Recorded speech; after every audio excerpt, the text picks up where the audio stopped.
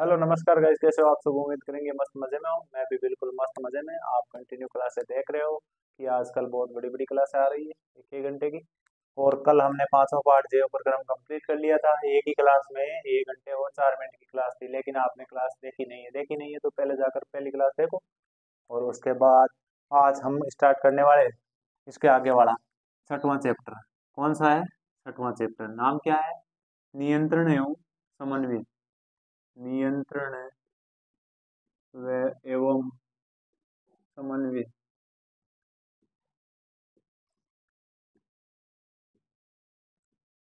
नियंत्रण एवं समन्वय। तो क्या है, ये आजकल थ्योरी वाले पार्ट चल रहे हैं। ज्यादा आपको इंटरेस्ट नहीं आ रहा होगा या नहीं आएगा, क्योंकि ये थ्योरी वाले पार्ट है। अब हम बात करेंगे किस प्रकार हमारे मस्तिष्क का नियंत्रण होता है या हमारा मस्तिष्क हमारे शरीर को कंट्रोल करता है। तो मैं आपको बता रहा हूँ नियंत्रण किसे कहते हैं। नियंत्रण की परिभाषा से स्टार्ट करते हैं, ज्यादा टाइम खराब नहीं करते हुए। नियंत्रण किसे कहते हैं? पर्यावरण की अनुक्रिया के प्रति उत्पन्न गति को विशिष्टीकृत तंत्रिका तंत्र द्वारा नियंत्रित करने की प्रक्रिया नियंत्रण कहलाती है। विशिष्टीकृत तंत्रिका तंत्र द्वारा नियंत्रित करने की प्रक्रिया नियंत्रण कहलाती है। अब है समन्वय। उद्दीपक के प्रति उचित प्रतिक्रिया उत्पन्न करने उद्दीपक के प्रति उचित प्रतिक्रिया उत्पन्न करने के लिए किसी जीव के विभिन्न अंगों का परस्पर सुसंगठित ढंग से कार्य करना समन्वय कहलाता है। पहला आपने नियंत्रण देखा। पहले क्या देखा? नियंत्रण। उसके बाद समन्वय। समन्वय किसे कहते हैं? नियंत्रण समन्वय। नियंत्रण का तो मतलब होता है कंट्रोल, और समन्वय का मतलब होता है कोऑर्डिनेशन। यानी पर्यावरण के प्रति अनुक्रिया, जो भी अनुक्रिया होगी उनका नियंत्रण या उत्पन्न गति को विशिष्ट करती, यानी कंटिन्यू या लगातार या विशिष्ट रूप से तंत्रिका तंत्र द्वारा नियंत्रित की जाती है, उसे नियंत्रण कहते हैं। अब समन्वय की बात करें। उद्दीपक, जो उद्दीपन होता है या उद्दीपक के प्रति प्रतिक्रिया उत्पन्न करने के लिए जिस जीव के विभिन्न अंगों का परस्पर सुसंगठित ढंग से कार्य करना, यानी उद्दीपन के प्रति अनुक्रिया देना, क्या कहलाता है? समन्वय। अब उसके बाद है उद्दीपक। अब हमने देखा है उद्दीपक। उद्दीपक किसे कहते हैं? उद्दीपक किसे कहते हैं? तो वातावरण में परिवर्तन जिनके प्रति जीव प्रतिक्रिया दिखाते हैं। वातावरण में होने वाले ऐसे परिवर्तन जिनके प्रति जीव अनुक्रिया दिखाते हैं या प्रतिक्रिया करते हैं, उन्हें क्या कहते हैं? और सक्रिय रहते हैं, उद्दीपक कहलाते हैं। उद्दीपक के प्रति जीवों की अनुक्रिया प्राय उनके शारीरिक अंग, यानी प्राय उनके शरीर के अंगों की किसी गति के रूप में होती है। यानी वातावरण में होने वाले परिवर्तन को उद्दीपन कहते हैं। और उद्दीपन के प्रति जो अनुक्रिया करने की क्रियाओं का संचालन करता है, कहने का मतलब उद्दीपन के प्रति अनुक्रिया प्राय हमारे शरीर के अंगों के किसी के रूप में भी हो सकती है, शरीर के अंगों के रूप में हो सकती है। अब उसके आगे हम देखेंगे तंत्रिका तंत्र। तंत्रिका तंत्र। तंत्रिका तंत्र किसे कहते हैं वो देखेंगे। तंत्रिका तंत्र जंतुओं के शरीर में तंत्रिकाओं का एक सघन जाल बिछा रहता है, जो उद्दीपकों को ग्रहण करने तथा उनके प्रति अनुक्रिया करने की क्रियाओं को संचालित करता है। तंत्रिका तंत्र कहलाता है। अब तंत्रिका तंत्र किससे बना होता है? तंत्रिका कोशिकाओं से। तंत्रिका कोशिकाओं से। तंत्रिका तंत्र तंत्रिका कोशिकाओं से बना होता है। अब तंत्रिका कोशिका, जिसे हम न्यूरॉन्स कहते हैं। अब तंत्रिका कोशिका की परिभाषा देखो। तंत्रिका तंत्र की संरचनात्मक एवं क्रियात्मक इकाई। तंत्रिका तंत्रिका तंत्र की संरचनात्मक संरचनात्मक एवं क्रियात्मक इकाई। क्रियात्मक तंत्रिका तंत्र की संरचनात्मक एवं क्रियात्मक इकाई। क्रियात्मक इकाई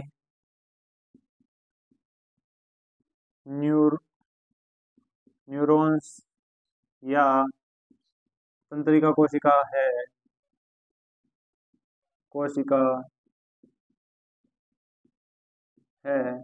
अब तंत्रिका कोशिका का आप चित्र देखोगे, न्यूरॉन्स का चित्र किस प्रकार होता है? तंत्रिका कोशिका का चित्र।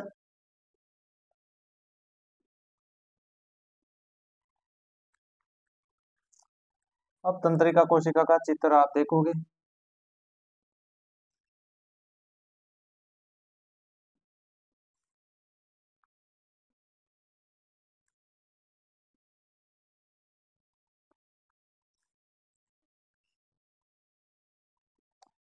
कुछ इस प्रकार होता है।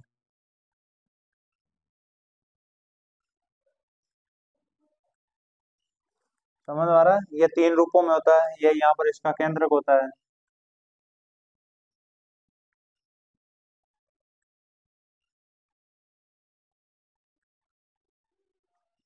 तो आप देखेंगे कि ये क्या है, केंद्रक। उसके आगे दुर्मिकाएं, ये जो दुर्मिकाएं होती है। उसके आगे देखेंगे कोशिकाएं, इसको बोला जाता है कोशिकाएं। कोशिकाएं। उसके बाद तंत्रिकाक्ष। तंत्रिकाक्ष, ये क्या है, तंत्रिकाक्ष है। और तंत्रिका का अंतिम सिरा, ये क्या है, तंत्रिका का अंतिम सिरा। ये इसी तरह कई बार 1-2 नंबर में पूछा जाता है। तो कंटिन्यू दोनों क्लासों में, 9th और 10th में, तो आप ध्यानपूर्वक देख लें। उम्मीद करेंगे कि यहाँ तक समझ में आया होगा। परिभाषा एक और ही आपको याद करनी पड़ेगी, और किसी समझने लायक कोई चीज नहीं है। यानी कहने का मतलब ओनली परिभाषा है। परिभाषा तो आपको पढ़नी ही पड़ेगी, याद करने का कोई तरीका नहीं। उद्दीपन किसे कहते हैं? उद्दीपन के प्रति अनुक्रिया होती है। वातावरण में होने वाले परिवर्तन को उद्दीपन कहते हैं। न्यूरॉन्स यानी तंत्रिका कोशिका किससे बना होता है? तंत्रिकाओं से बना होता है। तंत्रिकाएं किसे कहते हैं? न्यूरॉन्स, जो शरीर के संरचनात्मक एवं क्रियात्मक इकाई होती है। उसका चित्र आपने देखा है। उसके आगे है तंत्रिका कोशिका के 3 भाग होते हैं। तंत्रिका कोशिका के कितने भाग होते हैं? 3 भाग होते हैं। कौन कौन से होते हैं? तंत्रिका तंत्रिका कोशिका कोशिका के 3 भाग होते हैं। 3 भाग होते हैं। तंत्रिका कोशिका के 3 भाग होते हैं। कौन कौन से होते हैं? देखो देखें। पहला कोशिकाएं। पहला क्या होता है? कोशिकाएं। कोशिकाएं। दूसरा दूसरा कौन सा होता है? दुर्मिका। दुर्मिकाएं। तीसरा तीसरा कौन सा होगा? एक्सान। एक्सान।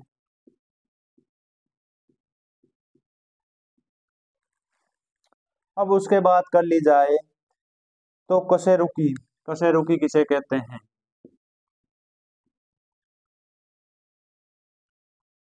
कशेरुकी किसे कहते हैं? अब कशेरुकी की, जैसे हम उच्चतर प्राणियों में नियंत्रण तथा समन्वय तंत्रिका तंत्र के साथ साथ अंतःस्रावी ग्रंथियों में, अब कशेरुकी जैसे जंतुओं में क्या होता है? तंत्रिका के अलावा तंत्रिका तंत्र के अलावा किसके द्वारा किया जाता है? अंतःस्रावी ग्रंथियों द्वारा भी किया जाता है। अंतःस्रावी ग्रंथियों के द्वारा भी किया जाता है। उसके आगे बात कर लेते हैं। हमारे शरीर में 5 ज्ञानेंद्रियां होती है। हमारे शरीर में कितनी? 5 ज्ञानेंद्रियां होती है। कौन कौन सी? आंख, कान, नाक, जीभ और त्वचा। ज्ञानेंद्रियों की बात कर ली जाए, ज्ञानेंद्रियां ज्ञानेंद्रियां तो कितनी होती है? 5। कौन कौन सी होती है? आंख, कान, नाक, आंख, कान, नाक, जीभ एवं त्वचा। एवं क्या होती है? त्वचा। उसके आगे बात कर लेते हैं। तो इनके द्वारा अपने चारों ओर के वातावरण से विभिन्न प्रकार की सूचनाएं प्राप्त होती है। संवेदनग्राही। संवेदनग्राही शरीर का एक अंग होता है जो तंत्रिका तंत्र से भेजी गई सूचनाओं के अनुसार उद्दीपन के प्रति अनुक्रिया दर्शाता है। संवेदनग्राही हमारे शरीर की पेशियों और ग्रंथियां होती है। संवेदनग्राही क्या होता है? हमारे शरीर की पेशियों और ग्रंथियां होती है। शरीर के किसी भी भाग से सूचना एक तंत्रिका कोशिका के दुर्मी प्रति सिरे द्वारा उपार्जित की जाती है। कृतिक शिरा आपने देखा होगा, वही होता है जो सिरे होते हैं, वही दुर्मिकाएं होती है। उसके बाद उपार्जित किया जाता है। अब तंत्रिका कोशिकाएं निम्नलिखित तीन प्रकार की होती है। तंत्रिका कोशिकाएं, अब तंत्रिका कोशिकाएं तीन प्रकार की होती है। तंत्रिका कोशिका कौन कौन सी होती है?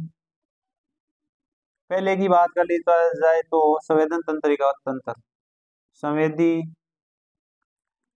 संवेदी तंत्री कोशिकाएं, संवेदी तंत्री कोशिकाएं, संवेदी तंत्री कोशिकाएं किसे कहते हैं?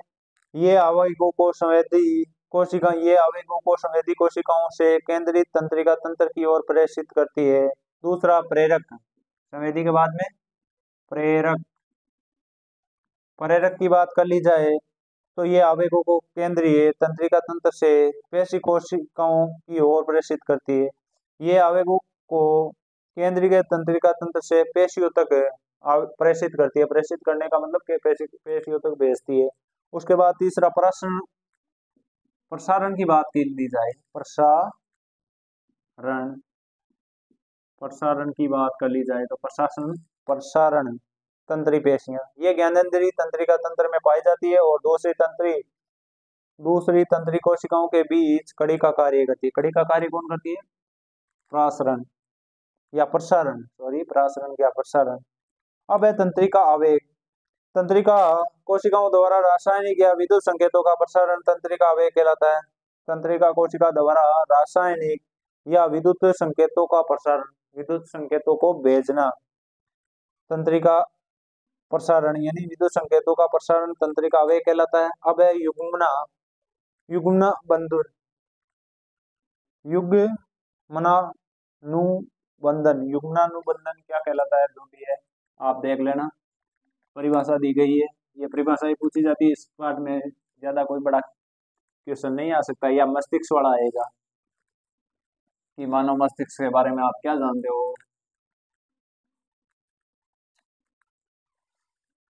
तो युग्मन बंधन के बारे में, वे संपर्क बिंदु जो एक न्यूरॉन के एक्सोन की अन्य शाखाओं तथा दूसरे न्यूरॉन के डेंड्राइटों के बीच बनता है, युग्मन बंधन कहलाता है। प्रतिवर्ती क्रिया, अब इंपॉर्टेंट क्या है? प्रतिवर्ती क्रिया, प्रतिवर्ती क्रिया की बात कर ली जाए तो परिभाषा देखना किस प्रकार है। तंत्रिका तंत्र में अनुक्रिया तथा प्रतिक्रिया का सबसे सरल रूप प्रतिक्रिया है या प्रतिवर्ती क्रिया है, और ये वह क्रिया है जिसे हम यंत्रवत करते हैं, यंत्रवत करते हैं।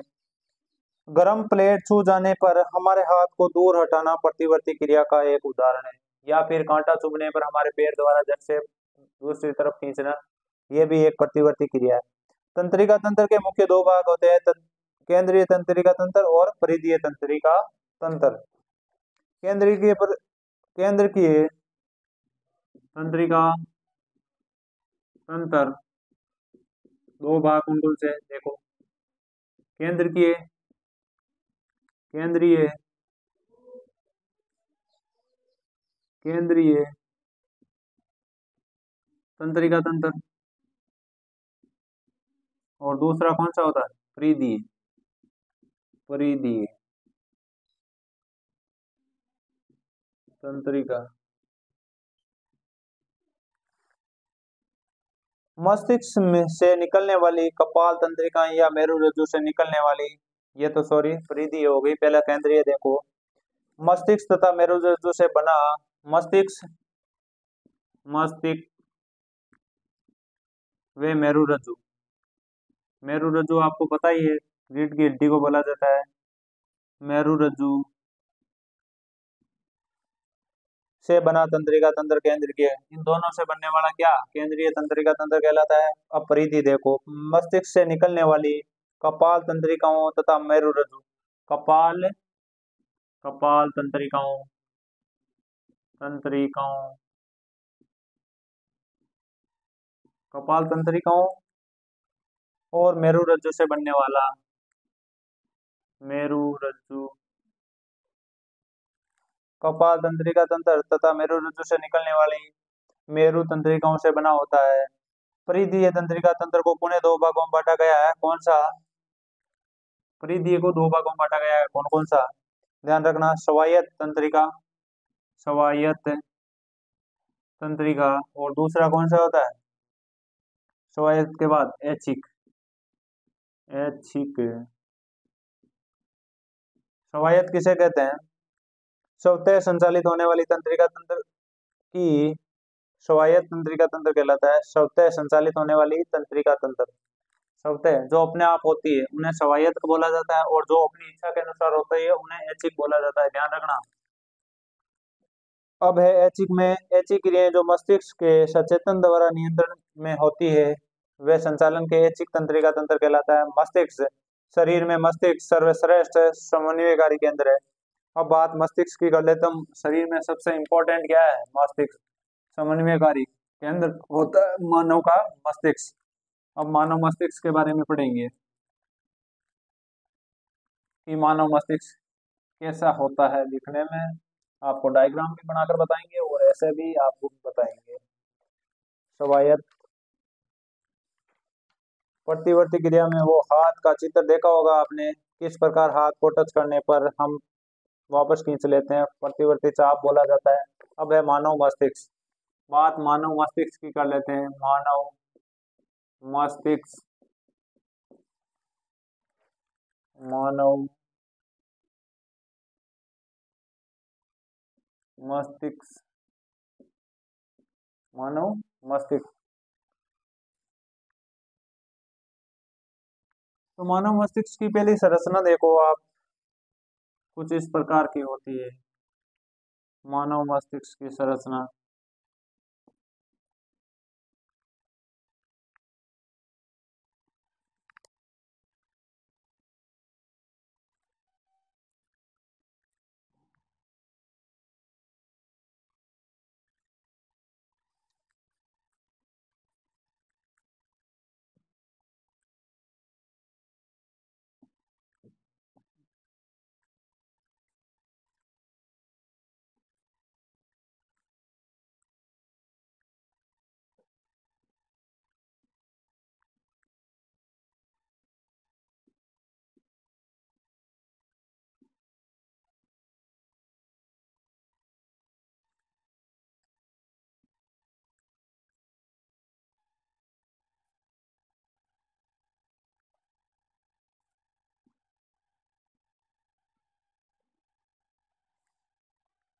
इसको बोलते हैं प्रमस्तिष्क।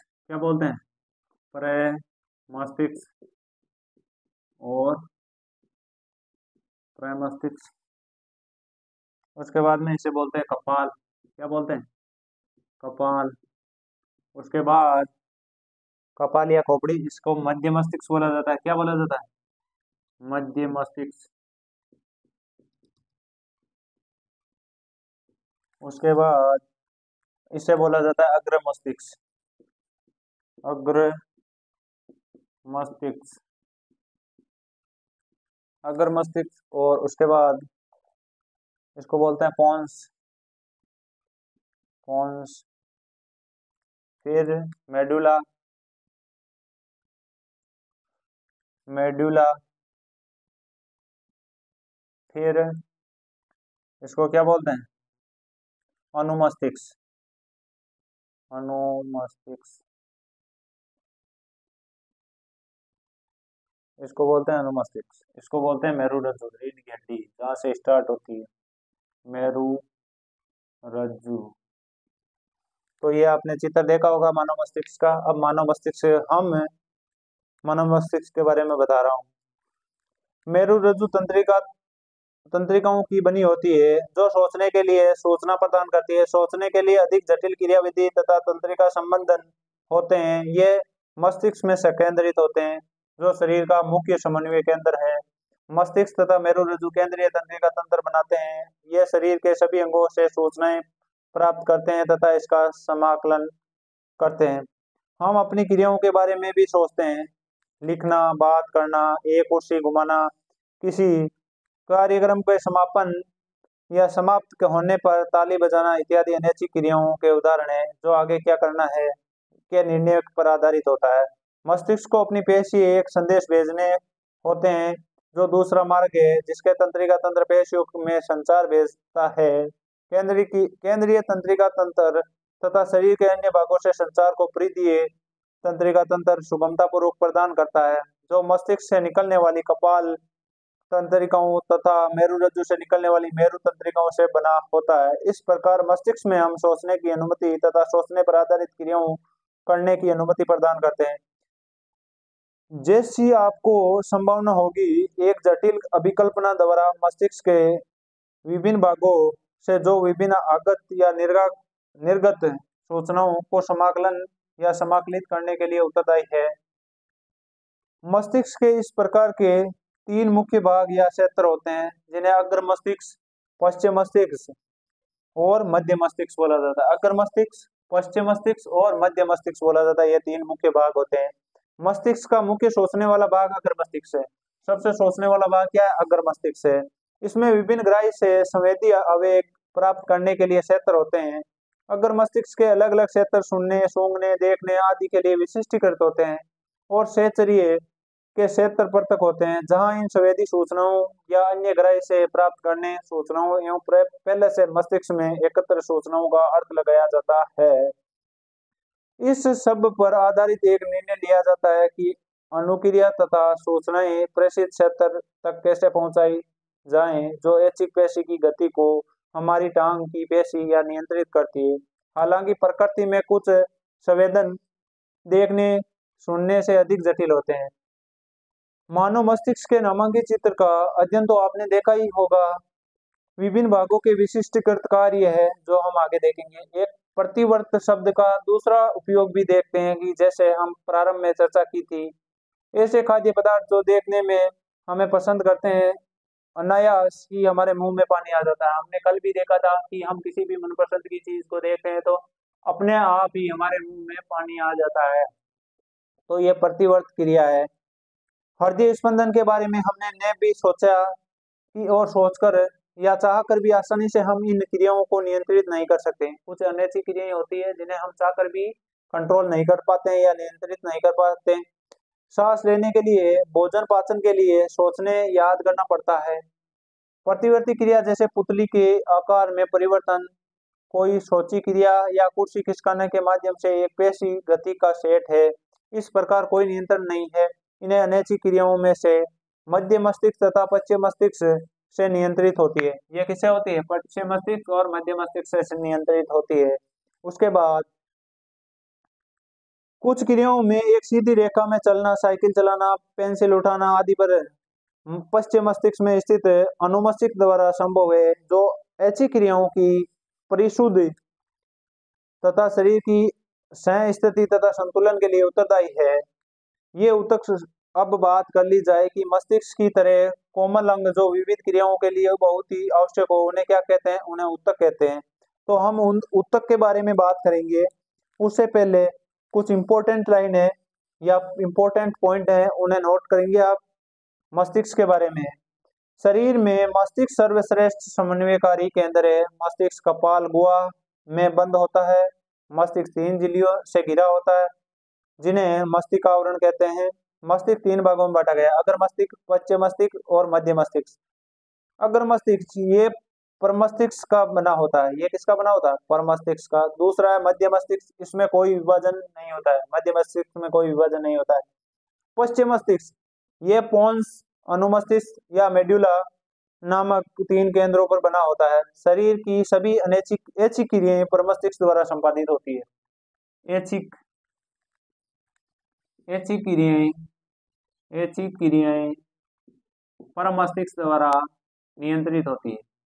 ऐच्छिक क्रियाएं क्या होती है? परमस्तिष्क द्वारा नियंत्रित होती है। उसके बाद मध्य मस्तिष्क दृष्टि तथा श्रवण। मध्य मस्तिष्क क्या करता है? दृष्टि, श्रवण व दृष्टि दोनों का नियंत्रण कौन करता है? मध्य मस्तिष्क। उसके आगे बात कर ली जाए कि पोन्स है वो श्वसन को नियंत्रित करता है।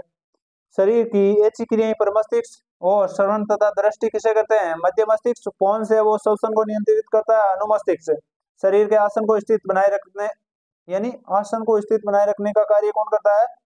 अनुमस्तिष्क। अन्य ऐच्छिक क्रियाओं को मेडुला, अन्य ऐच्छिक क्रियाओं को कौन नियंत्रित करता है? मेडुला। अब है पादप की गति। अब क्या है? पादप की गति वो किस प्रकार होती है हम आगे देखेंगे। पादपों की गति। अब पादपों की गति में क्या देखना है?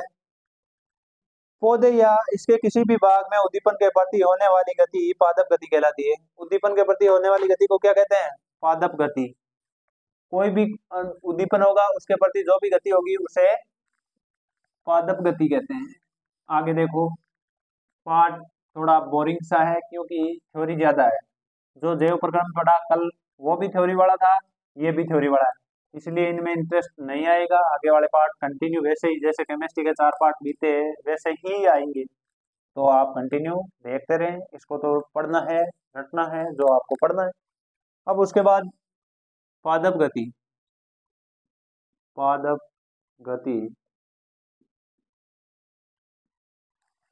पादप गति की बात कर ली जाए, पौधे या इसके किसी भाग में किसी उद्दीपन के प्रति होने वाली गति पादप गति कहलाती है। फिर है अनुवर्तन, किसी बाहरी उद्दीपक के प्रति अनुक्रिया में पौधे के किसी भाग की गति उद्दीपन के की दिशा के अनुक्रिया की दिशा को निर्धारित करती है। उद्दीपन की दिशा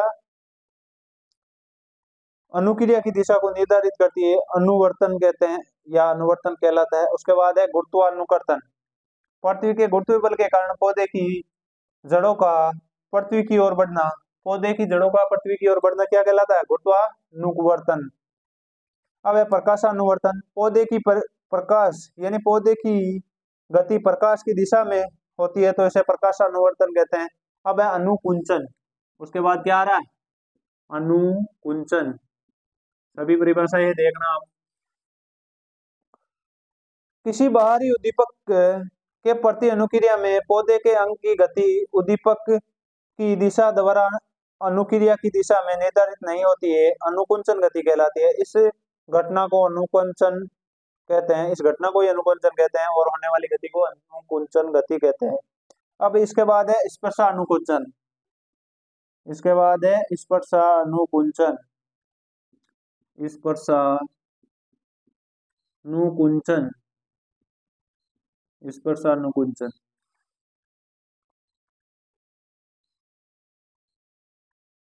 किसी वस्तु के स्पर्श के प्रति अनुक्रिया में पौधे के भाग की गति स्पर्शानुकुंचन कहलाती है। किसी पौधे या किसी वस्तु के स्पर्श के प्रति अनुक्रिया में पौधे की या पौधे के किसी भाग की गति स्पर्शानुकुंचन कहलाती है। दूसरी प्रकाशानुकुंचन, प्रकाशानुकुंचन, प्रकाशानुकुंचन। पौधे की प्रकाश की दिशा में गति को प्रकाशानुकुंचन कहते हैं। आपने कभी देखा होगा घर के किसी भी भाग द्वारा प्रकाश पौधे तक पहुंचता है या गमले तक पहुंचता है तो गमले की गति या वो गमले में स्थित पौधे की गति प्रकाश की तरफ ज्यादा होती है, इसे प्रकाशानुकुंचन कहते हैं। फिर इसके बाद पौधे हार्मोन्स के द्वारा वातावरण के परिवर्तनों के प्रति अपने व्यवहार को समन्वित करते हैं, पादप हार्मोन। अब है पादप हार्मोन।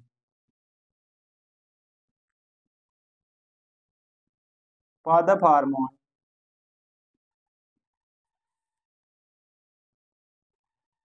ये विशेष प्रकार के कार्बनिक पदार्थ है जो पौधों के विभिन्न भागों से स्रावित होकर उनकी विभिन्न क्रियाओं को प्रभावित करते हैं। पादप हार्मोन मुख्यतः 5 प्रकार के होते हैं। पहला कौन सा होता है? ऑक्सिन। पादप हार्मोन में पहला ऑक्सिन, ये इंपॉर्टेंट है, पादप हार्मोन में से सवाल आता है। ऑक्सीसिन, ऑक्सीनेस क्या है, क्या अपना में आप ऑक्सीनेंस, ऑक्सीनेंस ये पौधे को कोशिका विवर्धन तथा कोशिका विभेदन को प्रोत्साहित करता है। दूसरा है जिब्रेलिन, अभी भी परीक्षा में आया होगा पादप हार्मोनों के नाम। दूसरा क्या था? Gibberellin, gibberellins. अभी अर्धवार्षिक 2023 यानी अर्धवार्षिक 2023 में आया था ये जिब्रेलिन या ऑक्सीसिन या ऑक्सीसेंस, ऑक्सीसेंस, जिब्रेलिन। ये ऑक्सीसेंस की उपस्थिति में कोशिका विवर्धन तथा कोशिका विभेदन के प्रोत्साहित करने के साथ साथ बीजों तथा नलिकाओं में प्रसुप्ति विभेद में सहायता करता है। उसके बाद साइटोकाइनिन या साइटोकाइनिन, काइनिन। तीसरा पार्ट है साइटोकाइनिन।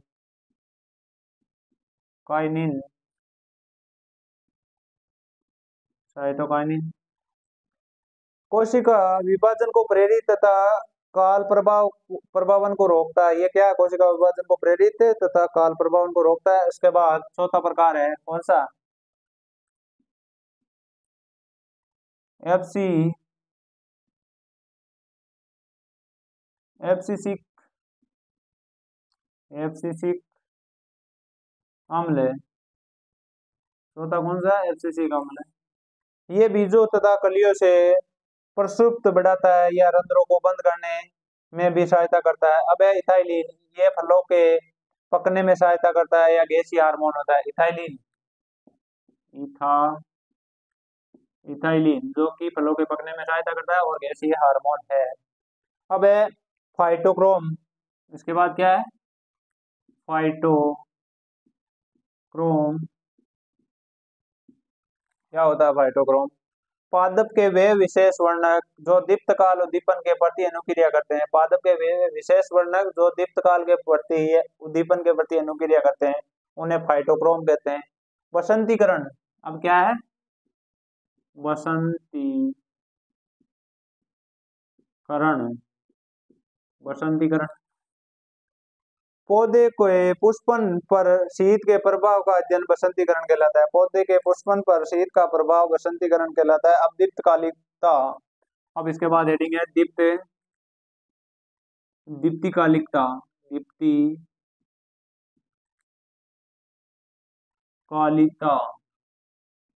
क्या होती है? दीप्तिकालिकता आप देखना। दीप्तिकालिकता प्रतिदिन पौधे पर पड़ने वाले प्रकाश की अवधि के कारण उसकी वृद्धि तथा पुष्पन में होने वाले प्रभाव को दीप्तिकालिकता कहते हैं। दीप्तिकालिकता कहते हैं। उसके बाद है जंतु हार्मोन। अब जंतु हार्मोन की बात कर ली जाए तो जंतु हार्मोन कौन कौन से हैं, किस प्रकार है, जो भी है। पादप हार्मोन देखे। अब है जंतु हार्मोन। पहले इसका स्टेटमेंट सुनो। हार्मोन रासायनिक पदार्थ होते हैं जो जीवित प्राणियों की क्रियाओं तथा उनकी वृद्धि का समन्वय करते हैं। यह रसायन तथा हार्मोन जंतु किसी भी प्रकार की संरचनाओं के संचरण साधन की भांति प्रयुक्त होते हैं। कुछ जंतु जैसे गिलहरी विषम परिस्थिति में होती है तो ये क्या महसूस करती है? वह अपने शरीर लड़ने के लिए या भाग जाने के लिए तैयार करती है। दोनों ही बहुत जटिल क्रियाएं हैं जिनके नियंत्रण करने के लिए अत्यधिक ऊर्जा की आवश्यकता होती है और विभिन्न प्रकार के ऊतक तथा उनका एकीकृत क्रियाएं मिलकर ये कार्य करेंगे। लड़ना या दौड़ना दोनों एकांतर क्रियाएं एक दूसरे के बिल्कुल भिन्न है। अतः यह इस स्थिति में जिसमें कुछ सामान्य तैयारियां शरीर में लाभप्रद बनाई जाती है, यह तैयारियां आदर्श रूप से निकट भविष्य में किसी भी क्रिया को सरल बना देती है।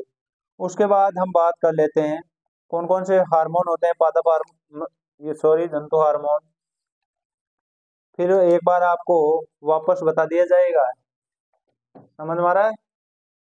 जो भी इनका विभाजन होगा वो वापस समझा दिया जाएगा। अब जंतु हार्मोन ये कार्बनिक पदार्थ होते हैं। ये अंतःस्रावी ग्रंथियों द्वारा स्रावित होते हैं। शरीर के विभिन्न क्रियाओं का नियंत्रण करते हैं जंतु हार्मोन। पहले अंतःस्रावी तंत्र। अंतःस्रावी ग्रंथियां एक समूह जो विभिन्न हार्मोनों को उत्पन्न करता है अंतःस्रावी तंत्र कहलाता है। मानव शरीर में उपस्थित विभिन्न अंतःस्रावी ग्रंथियां इस प्रकार है। पहली पीयूष ग्रंथि। पहली कौन सी ग्रंथि है? पीयूष पीयूष ग्रंथि। दूसरी कौन सी है? थायराइड ग्रंथि। थायराइड आपने बचपन में पढ़ी होगी। उसके बाद कौन सी है? थायराइड के बाद है थाइमस ग्रंथि, फिर है पैराथाइमस ग्रंथि, फिर है अग्नाशय, फिर अंडाशय। अंडाशय द्वारा अंडाणु उत्सर्जित किए जाते हैं और वर्षण के द्वारा शुक्राणु उत्पन्न किए जाते हैं। फिर है एडिनल हार्मोन। एडिनल ग्रंथि है वो एडिनलिन हार्मोन स्रावित करती है। थायराइड ग्रंथि थायरोक्सिन हार्मोन स्रावित करती है। पीयूष ग्रंथि शरीर की वृद्धि एवं विकास को नियंत्रित करती है। उसके बाद अग्नाशयी ग्रंथि है वो अग्नाशयी हार्मोन स्रावित करती है। या आप कंटिन्यू 7वीं 8वीं 9th में पढ़ते आ रहे हो, ये बताने की आवश्यकता नहीं होती है। इनकी कमी से कौन सा रोग होता है, थायराइड ग्रंथि से कौन सा अग्नाशय ग्रंथि से इंसुलिन हार्मोन स्रावित होता है जिसकी कमी से मधुमेह रोग होता है। थायराइड ग्रंथि की में थायरोक्सिन हार्मोन स्रावित होता है जिसकी कमी से कौन सा रोग होता है, ग्राइटर या गलगंड रोग होता है। अब अंडाशय से अंडाणु उत्सर्जित होता है और वर्षण से शुक्राणु और अंडाशय द्वारा उत्पन्न हार्मोन या महिलाओं में उत्पन्न हार्मोन कौन सा होता है, टेस्टोस्टेरोन। और पुरुष हार्मोन कौन सा होता है, एस्ट्रो सॉरी पुरुष हार्मोन तो एस्ट्रोजन टेस्टोस्टेरोन होता है, जबकि स्त्री हार्मोन कौन सा होता है, एस्ट्रोजन होता है, जो इनके पुरुष को स्त्री से अलग करने वाले यानी भागों को नियंत्रित करता है या हार्मोनों को नियंत्रित करता है। पीयूष ग्रंथि की बात कर ली जाए तो इसको मास्टर ग्रंथि बोला जाता है। पीयूष ग्रंथि को मास्टर ग्रंथि भी बोला जाता है। क्वेश्चन आया हुआ है मास्टर ग्रंथि किसे कहते हैं, तो पीयूष ग्रंथि को ही क्या बोला जाता है, मास्टर ग्रंथि। उसके आगे इससे स्रावित हार्मोन विभिन्न ग्रंथियों को अन्य हार्मोन्स के स्रावण के लिए प्रेरणा देता है। एडिनल ग्रंथि से स्रावित हार्मोन आपातकालीन हार्मोन है। अब आपातकालीन हार्मोन कौन सा होता है, एडिनलिन, जिन्हें एडिनल कहते हैं, जो संकट, क्रोध, आवेग इत्यादि आपातकालीन परिस्थितियों के दौरान अत्यधिक कुशलता या कार्य कुशलता से कार्य करने के लिए तैयार रहता है। थायरोक्सिन हार्मोन की कमी से घेंगा रोग उत्पन्न होता है। थायराइड ग्रंथि से थायरोक्सिन स्रावित किया जाता है जो आयोडीन या जिसको बनाए रखने के लिए आयोडीन की आवश्यकता होती है। अब विभिन्न ग्रंथियों द्वारा निर्मुक्त हार्मोन के समय और मात्रा को पुनर्निवेशन प्रक्रिया द्वारा नियंत्रित किया जाता है, ऐसे अंतरचित होती है। अब ये तो वही आपकी हेडिंग है।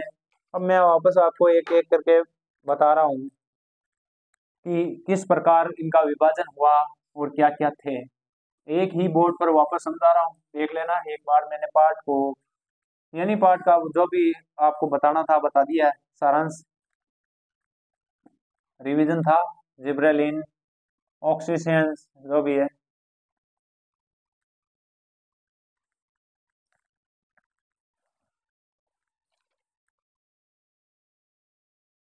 जंतु तंत्रिका तंत्र, नियंत्रण में समझ में आएगा। जंतु तंत्रिका तंत्र, फिर है जंतु तंत्रिका तंत्र, तंत्रिका तंत्र, जंतु तंत्रिका तंत्र है। अब जंतु तंत्रिका तंत्र के पार्ट देखो, कितने पार्ट होते हैं जो भी है। वर्गीकरण वापस हमने प्रकाश ग्राही पढ़ा, प्रकाश की दिशा में पादप की गति, प्रकाश ग्राही। फिर दूसरा था उष्माग्राही, उष्माग्राही हमारा पैर जलने पर हम उसको पीछे की तरफ खींचते हैं या हमारा हाथ जलने पर वापस हम खींचते हैं झटके से। फिर ध्वनिग्राही, ध्वनिग्राही। फिर और कौन सी पार्ट है, फिर होता है श्रवणो संतुलन ग्राही या संवेदन ग्राही, डायरेक्टली को स्वाद ग्राही, स्वाद ग्राही यानी हम अपनी मनपसंद की चीज देखते ही हम क्या करते हैं, हमारे मुंह में पानी आ जाता है। प्रकाश ग्राही, प्रकाश के प्रति संवेदनशीलता, उष्मा तथा ताप के प्रति संवेदनशीलता। फिर है ध्वनि तथा संतुलन के प्रति संवेदनशीलता। फिर है गंध के प्रति संवेदनशीलता और फिर है स्वाद के प्रति संवेदनशीलता। ये हमने देखी थी। अब उसके बाद तंत्रिका तंत्र का वर्गीकरण, ये जंतु तंत्रिका, अब है तंत्रिका तंत्र। तंत्रिका तंत्र कितने प्रकार का होता है जो भी है। तंत्रिका तंत्र मुख्यतः पहले हमने देखा दो प्रकार का होता है, कौन कौन सा, कोशिकीय या केंद्रीय। पहले है केंद्रीय, दूसरा क्या है, परिधीय, परिधीय। उसके आगे फिर क्या होता है, फिर केंद्रीय दो प्रकार का होता है। दो प्रकार का कौन कौन सा होता है जो भी है देख लो ना, मस्तिष्क, मस्तिष्क। दूसरा मेरुरज्जु, मेरुरज्जु। फिर परिधीय कितने प्रकार का होता है, दो प्रकार का होता है, कौन कौन सा, पहला होता है स्वायत्त, स्वायत्त और ऐच्छिक, स्वायत्त और ऐच्छिक। उसके बाद हम देखते हैं कि ऐच्छिक तंत्रिका तंत्र दो प्रकार का होता है। फिर क्या होता है, ऐच्छिक तंत्रिका तंत्र दो प्रकार का, कौन कौन सा होता है, अनुकंपी, पहला कौन सा होता है, अनुकंपी। फिर दूसरा कौन सा होगा, परानुकंपी, परानुकंपी, पहला अनुकंपी फिर है परानुकंपी। अब फिर उसमें देखते हैं मस्तिष्क के पार्ट, ये तो पार्ट थे। अब है मस्तिष्क के पार्ट। मस्तिष्क के पार्ट, तो मस्तिष्क मुख्य रूप से तीन प्रकार का होता है, अग्र मस्तिष्क, पश्चिम मस्तिष्क और मध्य मस्तिष्क। उसमें तीन है, अग्र, अग्र, फिर दूसरा मध्य और तीसरा पश्चिम। ये आपने समझ में आया होगा। फिर उसके बाद बात कर ली जाए किसकी, अग्र मस्तिष्क की। तो अग्र मस्तिष्क फिर तीन प्रकार का होता है, कौन कौन सा। अग्र मस्तिष्क में, अग्र मस्तिष्क में होता है प्रमस्तिष्क, प्रमस्तिष्क, फिर दूसरा कौन सा होगा, थैलेमस, थैलेमस, और तीसरा हाइपोथैलेमस। तीसरा कौन सा होता है, हाइपोथैलेमस,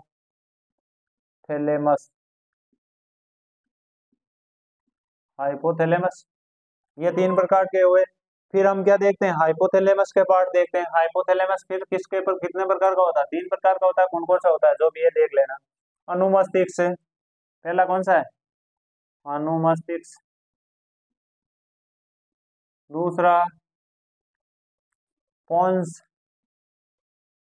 पोन्स। तीसरा कौन सा होता है, medulla oblongata, medulla, medulla oblongata, obla, oblongata. तो ये आपके समझ में आया होगा।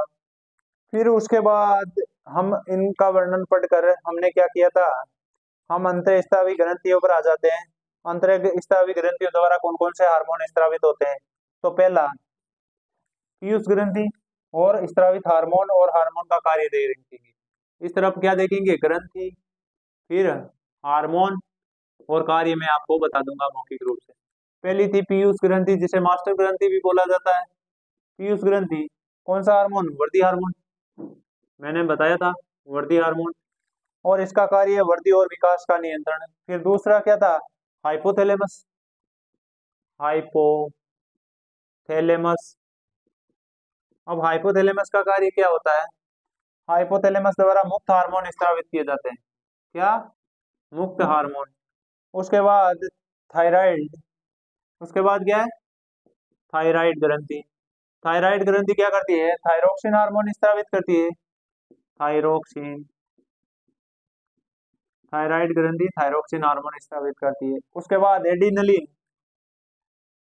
एडिनलिन या एडिनल, एडिनल ग्रंथि होती है, वो क्या करती है, एडिनलिन हार्मोन, एडिनलिन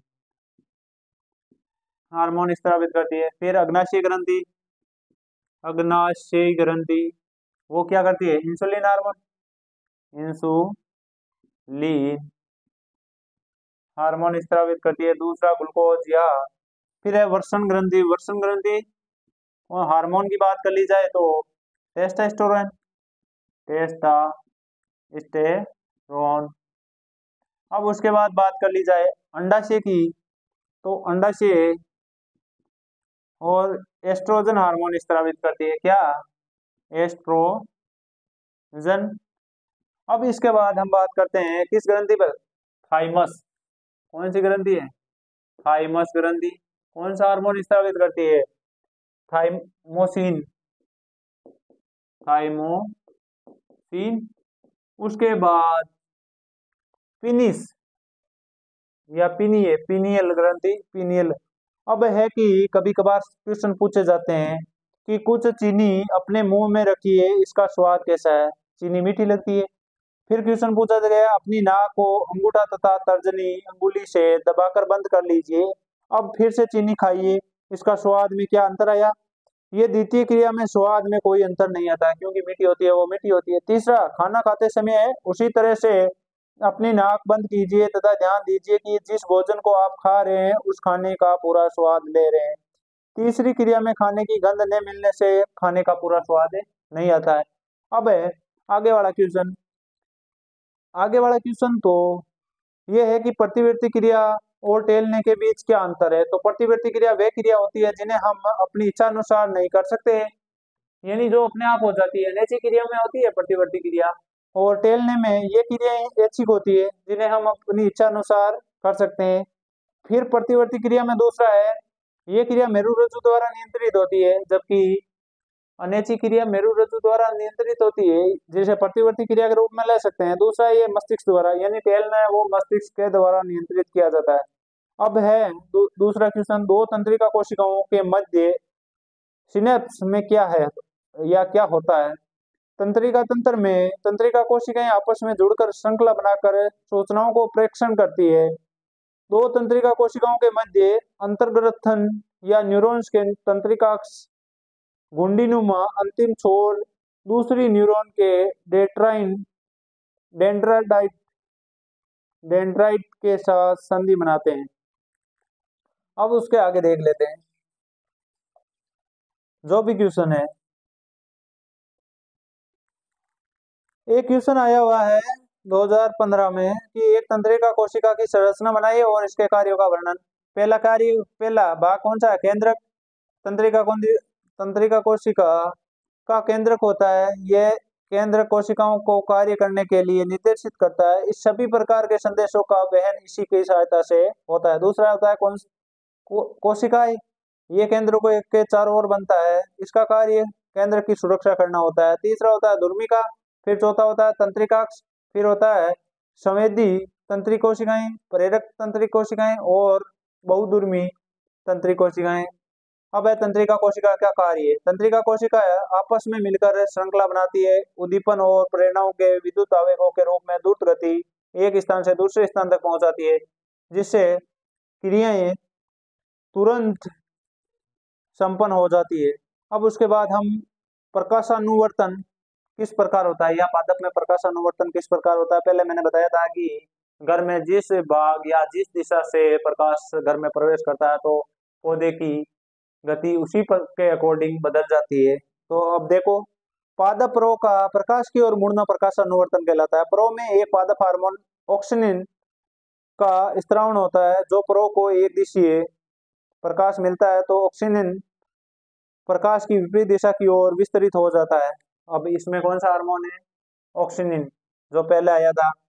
अब आगे वाला क्वेश्चन हम देखने वाले हैं प्रतिवर्ती क्रिया और अनैच्छिक क्रिया। हमारे शरीर में अनेक क्रियाएं ऐसी होती है जो शीघ्र घटित हो जाती है और इनका नियंत्रण मस्तिष्क द्वारा नहीं होकर मेरु रज्जु द्वारा होता है, इन्हें प्रतिवर्ती क्रिया कहते हैं। अनैच्छिक क्रिया जो हमारे शरीर में ऐसी क्रियाएं जिसका नियंत्रण मस्तिष्क के द्वारा होता है, अनैच्छिक क्रिया कहलाती है। अब है आगे वाला क्वेश्चन, सुई पादप में गति तथा हार हमारी टांगों में होने वाली गति के तरीके में क्या अंतर है? सुई पादप में गति स्पर्श उद्दीपन के प्रति अनुक्रिया के फलस्वरूप होती है, ऐसी गति को स्पर्श अनुकुंचन कहते हैं।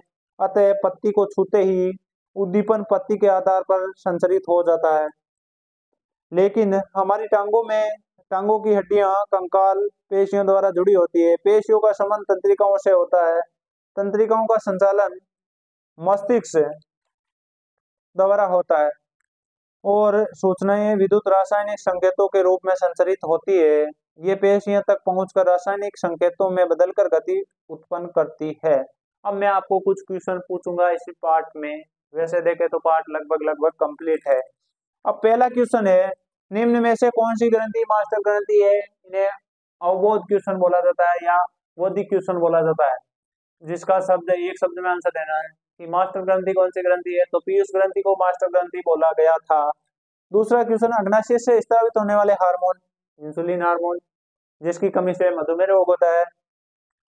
तीसरा क्वेश्चन, किस हार्मोन की कमी से घेंगा रोग होता है? तो थायरोक्सिन हार्मोन की कमी से ग्राइटर या घेंगा रोग होता है। उसके आगे वाला क्वेश्चन, थायरोक्सिन के निर्माण के लिए किस तत्व का आवश्यकता होती है? आयोडीन।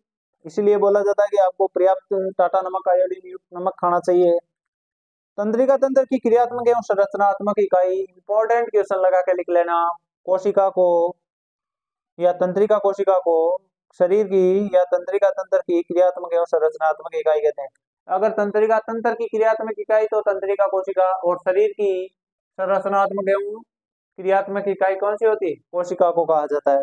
मानव का सबसे बड़ा भाग कौन सा होता है? परमस्तिष्क, यानी मस्तिष्क का, मानव का सॉरी नहीं, मस्तिष्क का सबसे बड़ा भाग परमस्तिष्क होता है। निम्न में से कौन सी अनैच्छिक क्रियाएं हैं? तो अनैच्छिक क्रियाएं पलक झपकाना है, लिखना, थूकना, कूदना या पलक झपकना। तो पलक झपकना क्या है? अनैच्छिक क्रिया है। कितना टाइम हो चुका है? आगे वाला क्वेश्चन देखो, दो तंत्रिकाओं के बीच खाली स्थान होता है जिनसे क्या कहते हैं? सिनेप्स कहते हैं। दो तंत्रिकाओं के बीच खाली स्थान को क्या कहते हैं? सिनेप्स कहते हैं। निम्न में से नर हार्मोन होता है टेस्टोस्टेरोन, स्त्री हार्मोन होता है या आपातकालीन हार्मोन होता है एड्रेनलिन, या स्त्री हार्मोन एस्ट्रोजन। अब बात कर ली जाए खाली जगह की। आपने पेपर पैटर्न देखा होगा कि 10-15 ऑब्जेक्टिव टाइप क्वेश्चन है, 10-15 खाली जगह है, और फिर एक शब्द यानी एक परिभाषा वाले शब्द है, 10-15 क्वेश्चन है, यानी बिल्कुल पेपर पैटर्न चेंज हो चुका है। आप उसी के अकॉर्डिंग अपनी मेहनत करें, क्योंकि हमारा टारगेट क्या रहेगा? साइंस में 100/100 कैसे क्रॉस करें। मस्तिष्क का सबसे बड़ा हिस्सा परमस्तिष्क, सरब्रम बोला जाता है जिसे। शरीर का मुख्य समन्वय केंद्र मस्तिष्क। तीसरा पीयूष ग्रंथि को कहते हैं मास्टर ग्रंथि। चौथा खाली जगह है फलों को फेंकने में सहायता गैसीय हार्मोन, या फलों को फेंकने नहीं पकाने में है कौन सा हार्मोन? तो इथाइलिन हार्मोन है, वो फलों को पकाने के लिए कार्य करता है। फिर है मस्तिष्क कपाल में या कपाल गुहा में बंद होता है। अब परिभाषा वाले क्वेश्चन वही आपकी पेपर पैटर्न के अकॉर्डिंग ही हम तैयारी करवा रहे हैं। स्थानीय हार्मोन किसे कहते हैं? ऐसे हार्मोन जो स्रावित होने वाले स्थान पर ही प्रयुक्त हो जाते हैं, स्रावित होने वाले स्थान पर भी प्रयुक्त हो जाते हैं, उन्हें स्थानीय हार्मोन कहते हैं। विशिष्ट रासायनिक संदेश वाहक किसे माना जाता है? हार्मोन्स को। हार्मोन्स को ही वाहक माना गया है। उसके आगे बात कर लेते हैं, युग्मना बंधन किसे कहते हैं? युग्मना बंधन तंत्रिका कोशिकाओं को आपस में संबंध, तंत्रिका कोशिकाओं का आपसी संबंध क्या कहलाता है? युग्मन बंधन। जड़ों का भूमि के अंदर प्रवेश करना कौन सी गति होती है? अनुवर्तनी गति। उसके आगे 3 प्रकार के न्यूरॉन्स के नाम लिखिए। तो मोटर न्यूरॉन, संवेदी न्यूरॉन, बहुधर्मी न्यूरॉन। पत्तियों का पौधों से गिरने किस हार्मोन के प्रभाव के कारण होता है? तो किस हार्मोन? पादप की पत्तियां किस हार्मोन के कारण गिरती है? तो एब्सिसिक अम्ल के कारण, एब्सिसिक अम्ल के कारण। कौन सा रासायनिक सूचनाओं को एक तंत्रिका से दूसरी तंत्रिका पर स्थानांतरित करता है? तो एसिटिल कोलिन। प्रतिवर्ती चाप कहाँ बनते हैं? मेरुरज्जु में। प्रतिवर्ती चाप कहाँ बनता है? तो मेरुरज्जु में। फेरोमोन्स क्या है? वे रासायनिक पदार्थ है जो एक जीव द्वारा स्रावित होते हैं तथा दूसरे जीव पर प्रभाव डालते हैं, फेरोमोन्स कहलाते हैं। एडिनल या एडिनलिन हार्मोन का कार्य, तो ये आपातकालीन स्थिति में शरीर को संकट से बचाने के लिए तैयार करता है। प्रोजेस्टेरोन हार्मोन का कार्य, प्रोजेस्टेरोन हार्मोन में गर्भाशय में भ्रूण के सही विकास के लिए आवश्यक होता है। अब गुरुत्वानुवर्तन की परिभाषा, जड़ों द्वारा गुरुत्व के प्रभाव के कारण भूमि में नीचे की ओर वृद्धि करना गुरुत्वानुवर्तन कहलाता है। फाइटोक्रोम या फाइटो हार्मोन से क्या अंतर है? फाइटोक्रोम प्रकाश अवशोषक वर्णक है तथा ये पुष्पन व अंकुरण में सहायता करता है। फाइटो हार्मोन पौधों में वृद्धि एवं विकास को प्रभावित करता है। अब इसके आगे आगे वाला क्वेश्चन है, पादप गति कितने प्रकार की होती है? तो पादप गति 2 प्रकार की होती है, अनुकुंचन और अनुवर्तनी गति। याद रखना, अनुकुंचन अलग है, अनुवर्तनी गति अलग है। मस्तिष्क के किस भाग में बुद्धिमत्ता, चेतना तथा इच्छा शक्ति का केंद्र होता है? तो मस्तिष्क का परम मस्तिष्क भाग इच्छा शक्ति और बुद्धिमत्ता और चेतना का केंद्र माना जाता है। अब फिर है हाइपोथैलेमस का कार्य, बहुत इंपॉर्टेंट है, लगा लेना। हाइपोथैलेमस का कार्य, ये सम स्थापन तथा पीयूष ग्रंथि का नियमन करता है। सम स्थापन और पीयूष ग्रंथि का नियमन कौन करता है? हाइपोथैलेमस। तथा ये संवेदी अंगों के लिए नियंत्रण केंद्र होता है। अब एक क्रेनिन किसे कहते हैं? मस्तिष्क को सुरक्षित रखने वाले कंकाल को 3 परतों का बना होता है, इसे क्रेनियम कहते हैं। क्रेनियम। मस्तिष्क को सुरक्षित रखने के लिए 3 आवरण होते हैं, इन्हें मस्तिष्क का आवरण कहते हैं या क्रेनियन कहते हैं। मेडुला ओब्लांगेटा का कार्य, ये अनैच्छिक क्रियाओं का नियंत्रण कौन करता है? Medulla oblongata. तंत्रिका कोशिकाओं को कितने भागों में बांटा गया? 3 भागों में, तंत्रिकाएं, तंत्रिकाक्ष और वृक्षाभ। आयोडीन की कमी से होने वाला रोग गेंगा। पौधे का प्रकाश की ओर वृद्धि करना किस हार्मोन के द्वारा या नियंत्रण किया जाता है? तो ऑक्सिन हार्मोन होता है, ऑक्सिन। मादा हार्मोन का नाम एस्ट्रोजन, पुरुष हार्मोन का नाम टेस्टोस्टेरोन। अब है बड़ा क्वेश्चन, अभिग्राहक से आप क्या समझते हैं? अभिग्राहक प्राणियों में विशेष प्रकार की संरचना वाले तंत्रिका अंग होते हैं जो प्रकाश, ध्वनि, गंध द्वारा बाह्य सूचनाओं का ज्ञान करते हैं। प्रकाशग्राही कहलाते हैं, ध्वनिग्राही कहलाते हैं या गंधग्राही कहलाते हैं। अब उसके बाद हम देखते हैं क्या, एक देखेंगे प्रतिवर्ती चाप कार्य का चित्र समझाइए। तो उसमें क्या होता है? उद्दीपन होता है, उद्दीपन के ग्राही को भेजा जाता है और संवेदी तंत्रिकाओं के द्वारा मेरुरज्जु से होता हुआ संवेदन ग्राही तक पहुंचता है और फिर उसके प्रति, उद्दीपन के प्रति अनुक्रिया होती है। मानव का मस्तिष्क देखा होगा आपने, चित्र भी देख लिया होगा। मानव मस्तिष्क के नीचे वाले भाग को मेरुरज्जु द्वारा जुड़ा होता है। अब फिर है आगे वाला क्वेश्चन, आगे वाला क्वेश्चन है पीयूष ग्रंथि से स्रावित होने वाले 4 हार्मोन के नाम बताइए। तो वृद्धि हार्मोन, थायराइड उद्दीपक हार्मोन, एडिनो एडिनो हार्मोन, फिर है गेनेडो hormone.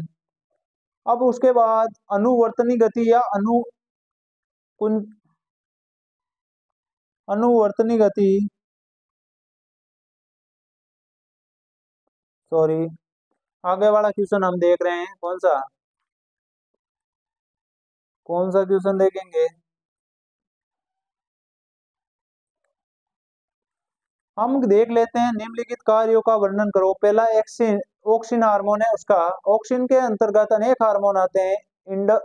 Indole acetic acid, indole butyric और नेप्थलीन और डाइफिनोल एसिटिक एसिड। अब इनके कार्य क्या होता है? पहला, कोशिकाओं में विवर्धन करना, कोशिका विभाजन में सहायता करना, फलों व पत्तियों का असमय गिरने से रोकना, असमय गिरने से रोकने के लिए ऑक्सिन हार्मोन, कायिक प्रजनन में सहायता और खरपतवार नियंत्रण। अब दूसरा जिब्रेलिन हार्मोन आता है, जिब्रेलिन। ये विभिन्न प्रकार के होते हैं, GA1, GA2, GA3 आदि। इनके कार्य क्या है? निम्नलिखित है। तनों की लंबाई में वृद्धि, बीजों के अंकुरण को बढ़ाना, कलिका प्रसुप्ति को कम करना, पुष्पों के खिलने में सहायता करना, कुछ पौधों में अनअभिषेक फलन उत्पन्न करना। अब एब्सिसिक अम्ल है, इस वृद्धि रोधक हार्मोन कहते हैं। इसे क्या कहते हैं? वृद्धि रोधक हार्मोन। इसका कार्य होता है पौधों की वृद्धि को नियंत्रित करना, सूखे की स्थिति में रंध्रों को बंद करना, बीजों एवं कलियों के अंकुरण करता है। अब है साइटोकाइनिस। अब है कोशिका विभाजन को प्रेरित करना साइटोकाइनिस के द्वारा, जीर्णता को नष्ट करना, सुप्त अवस्था को नष्ट करना, पोषक पदार्थों के स्थानांतरण में सहायक। अब है इथाइलिन, ये गैसीय हार्मोन होता है, फलों के पकने में सहायता करता है, मादा पुष्पों की संख्या बढ़ाता है, विलगन को प्रेरित करता है और तनों के फूलने में सहायता करता है। तो ये इस प्रकार के थे।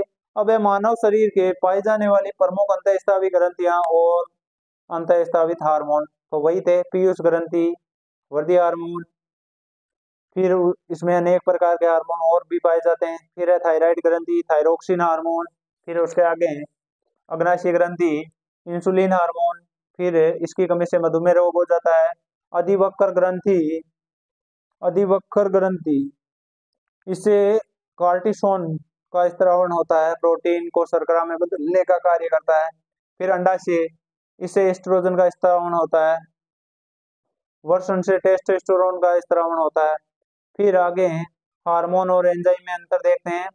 हार्मोन कार्बनिक होते हैं जबकि एंजाइम भी कार्बनिक पदार्थ होते हैं। ये अंतःस्रावी ग्रंथियों द्वारा स्रावित होते हैं, कौन? हार्मोन्स। और ये बाह्य स्रावी ग्रंथियों द्वारा स्रावित होते हैं, कौन? एंजाइम।